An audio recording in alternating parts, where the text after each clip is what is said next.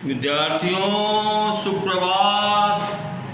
कैसे हैं आप? कक्षा 7 हिंदी माध्यम, विषय है गणित। ओके बच्चों, आज से आपका जो है रिवीजन चल रहा है। ये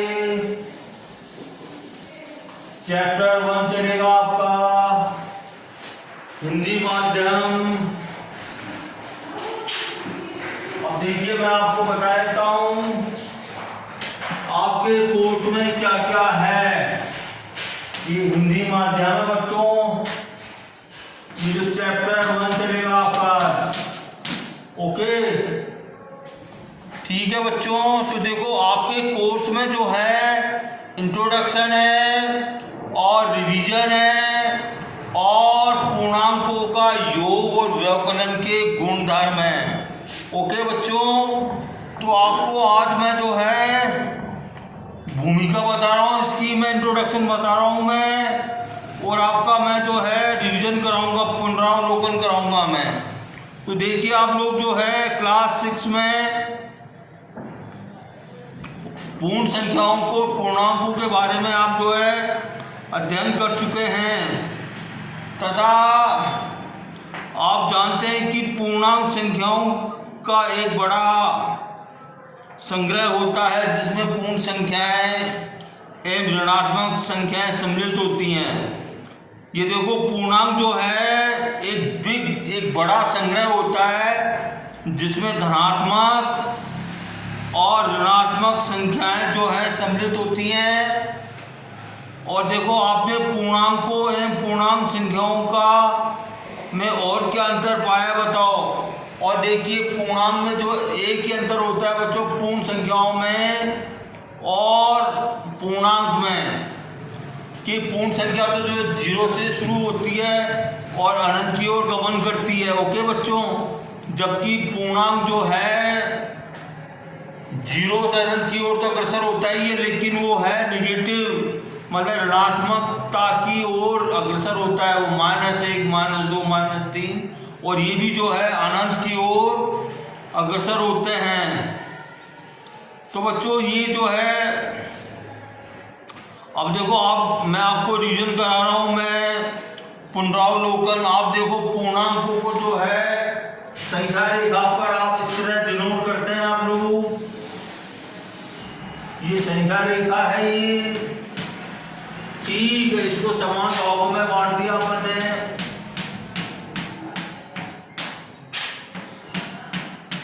समान भागों में बांट दिए। देखो, इसके जो है मध्य में 0, 1, 2, 3, 4। अब देखो आगे जा रहा है। देखो यहाँ पे -1, -2, -3, -4, ये जो है अग्रसर हो रहा है माइनस। तो ये संख्याओं का जो है, पूर्णांकों को जो है संख्या रेखा पर डिनोट करने वाली बात हो गई। अब देखो, जब अपन, आप लोगों ने ये भी किया होगा, जब अपन किसी पूर्णांक में किसी धन पूर्णांक को जोड़ते हैं तो अपन जो है दाहिने ओर को चलते हैं। जब किसी पूर्णांक में से धन पूर्णांक को घटाते हैं तो अपन जो है बाईं ओर चलते हैं। इसको अपन ऐसे भी कह सकते हैं, जब एक धन पूर्णांक में ऋण पूर्णांक को जोड़ते हैं तो अपन जो बाईं ओर चलेंगे। जब एक धन पूर्णांक में ऋण पूर्णांक को घटाएंगे तो अपन जो है दाहिनी ओर चलते हैं।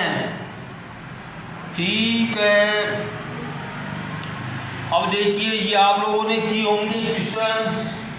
देखो, -10 -3 -10 +3 बच्चों, ये बराबर होता है कि 10 -3 के होता है कि, बताइए। तो देखो, इसका अगर अपन गणना करें, ऐसे क्वेश्चन आप लोगों ने किए होंगे कि फिलिंग द ब्लैंक्स, यहाँ पे बॉक्स में भरना है बराबर। मैं बता रहा हूँ कि दोनों बराबर है क्या। देखो, इसकी अपन गणना करें तो अपन क्या करते हैं गणना करने में, मैं आपको रिवीजन करा रहा हूँ मैं। देखो, ये 10 ऋणात्मक है और 3 धनात्मक है। ठीक है। अब देखिए, अलग अलग चिन्ह की संख्या है, तो देखो चिन्हों को जो है विचार नहीं करके बड़ी संख्या में से छोटी संख्या को घटा देते हैं। 10 में से 3 है तो 7 बचेंगे। और देखो बड़ी जो संख्या बड़ी होती है उसका चिन्ह अपन लगा देते हैं। देखो इसमें क्या है, ये धन संख्या और ये ऋण संख्या है। ये धन 10 है और ऋण 3 है। तो देखो दोनों के चिन्ह विपरीत हो गए। तो देखो बड़ी संख्या में से छोटी संख्या को घटाया जाता है, तो क्या बचेगा, 7 बचेगा।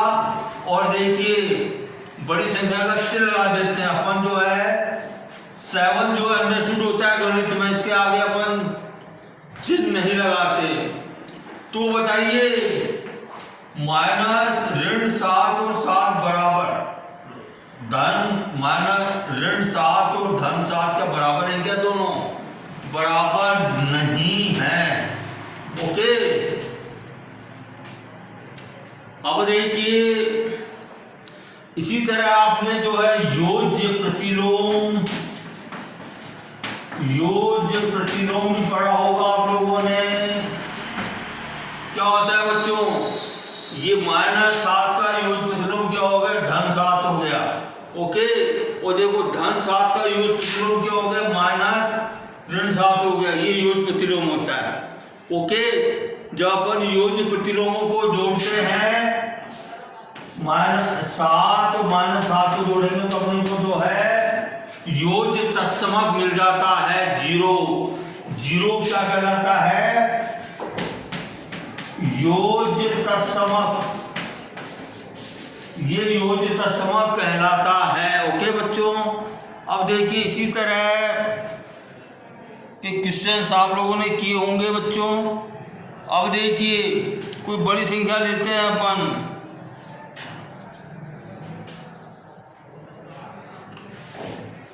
ये देखिए ये जो 56 है वो -73 है, -76 है, 73 ले लो आप।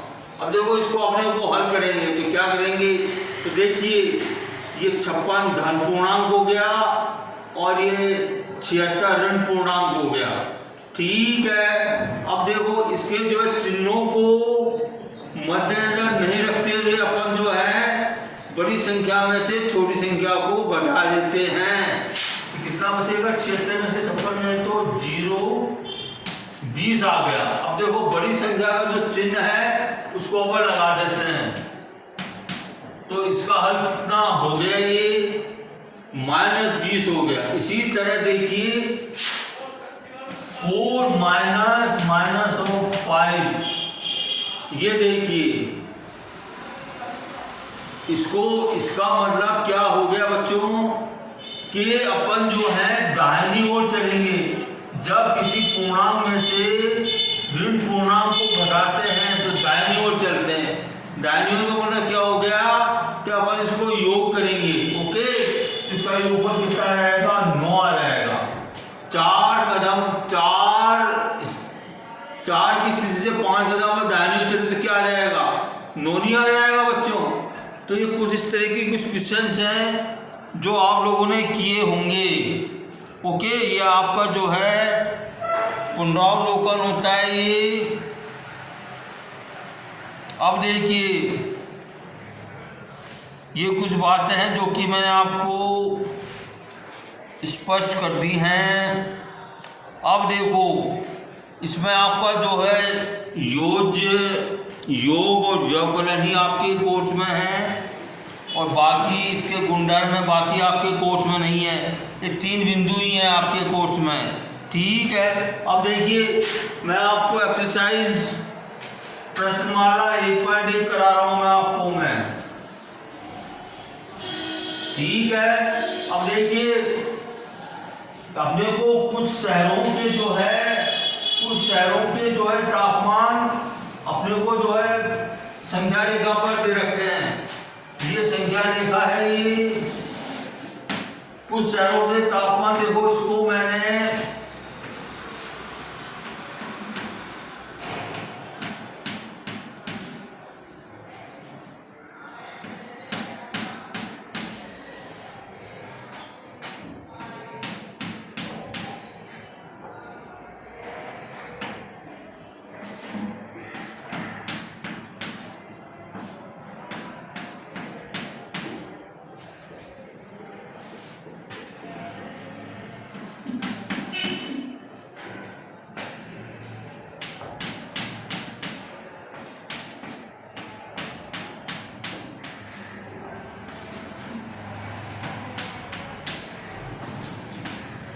ये देखिए, तो देखो जैसे जो है लाहौल स्पीति,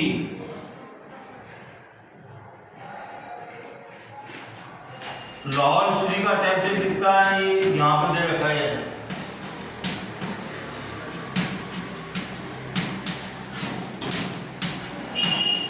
लाहौल स्पीति का टेम्परेचर ये देखा अपने को, ये अपने को अंकित कर रखा है। देखो श्रीनगर,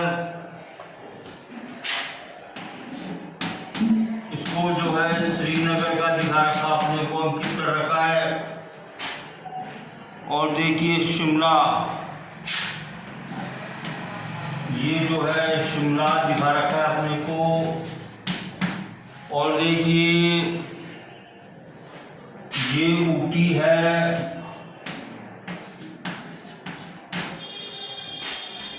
और देखिए ये जो है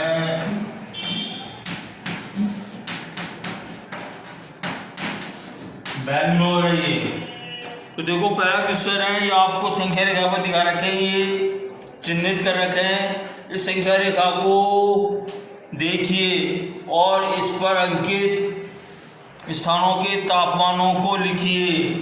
अब देखिए ये लाहौल स्पीति का टेम्परेचर मैं यहीं पे लिख रहा हूँ, टेम्परेचर कितना है देखो, -5 यहाँ पर है, 0 यहाँ पर है, -6, -7, -8।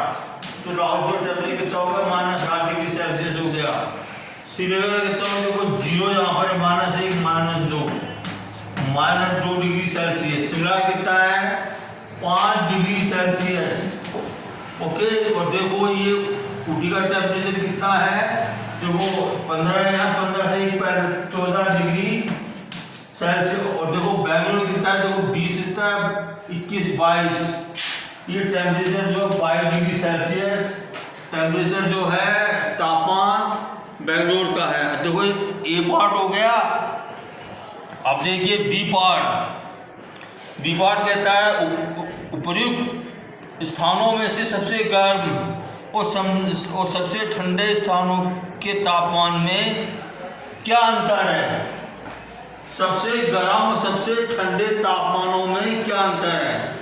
सबसे गर्म कौन सा है बच्चों, सबसे गर्म तो बेंगलोर है।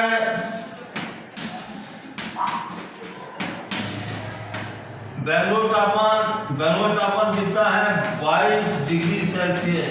तो सबसे ठंडा कौन सा है, लाहौल स्पीति।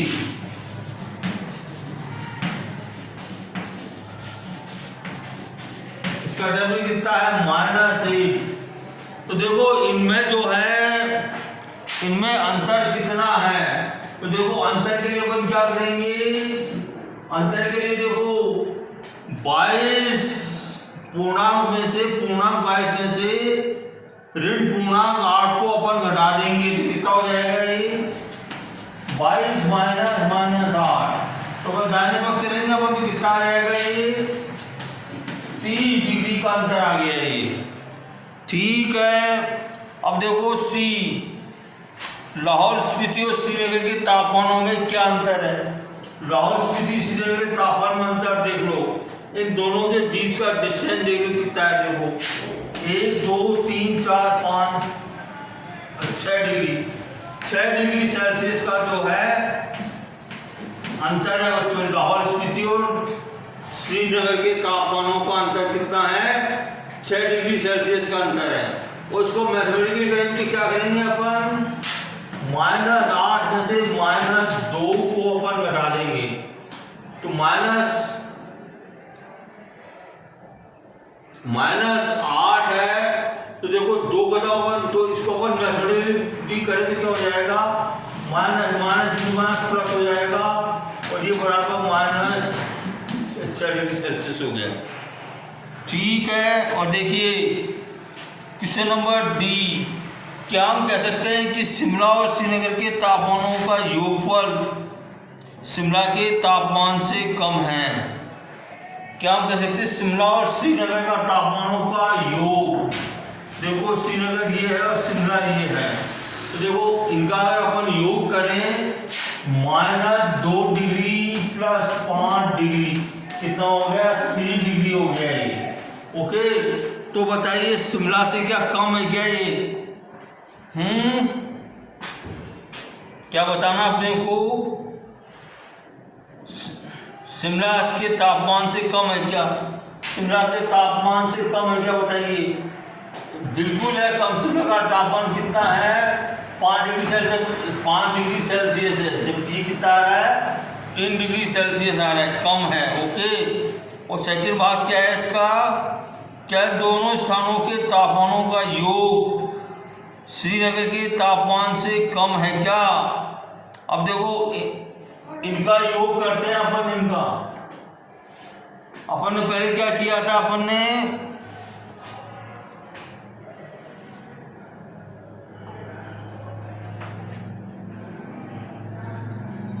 क्या हम कह सकते हैं कि शिमला और तापमान का योग, हाँ इनका योग जो है श्रीनगर के तापमान से भी कम है क्या? श्रीनगर तापमान कितना है बच्चों?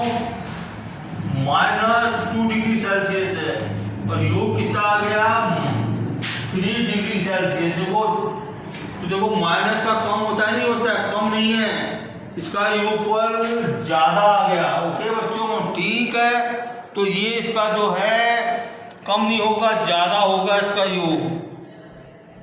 तो ये प्रश्न संख्या 1 हो गई आपकी। अब देखो प्रश्न संख्या 2। एक प्रश्नोत्तरी के सभी उत्तर के लिए धनात्मक अंक दिए जाते हैं और गलत उत्तर के लिए ऋणात्मक अंक दिए जाते हैं, है ना। यदि 5 उत्तरोत्तर चक्रों में जैक द्वारा प्राप्त किए गए अंक ये है अपने को, तो बताइए उसको कितने अंक उसको मिले। अब देखो एक प्रश्नोत्तरी है जिसमें जो है सही उत्तर के जो है धनात्मक अंक दिए जाते हैं और गलत उत्तर के जो है ऋणात्मक अंक दिए जाते हैं। तो देखो जैक नाम का बच्चा है जिसको देखो 5 चक्रों में उसको क्या अंक मिले? देखो 25, और देखो -5, -10, 15, और देखिए 10, ये उसको अंक मिले। तो देखिए इनको अगर अपन जोड़ें, इनको अपन, तो देखो ऋण कितने हो जाएंगे? -15 हो जाएंगे ऋण, और देखो धन कितने हो जाएंगे? 25, 25 दूनी 50, धन 50 हो गए। ओके, तो इनका अंतर देखो, ये तो ऋण है और ये धन है। तो देखो अब देखो ये ऋण, तो 50 में से 15 गए तो कितने बचेंगे बच्चों? 35। और देखो बड़ी संख्या का अपन चिन्ह लगा देते हैं, गणित में लगाते नहीं है अपन। तो कितने अंक हो गए? 35 अंक हो गए उसके जैक के। जैक ने कितने अंक प्राप्त किए? 35 अंक प्राप्त किए जैक ने। ओके, अब देखिए आपका टाइम जो है संपूर्ण होता है। अब मैं यही विराम लेता हूँ मैं।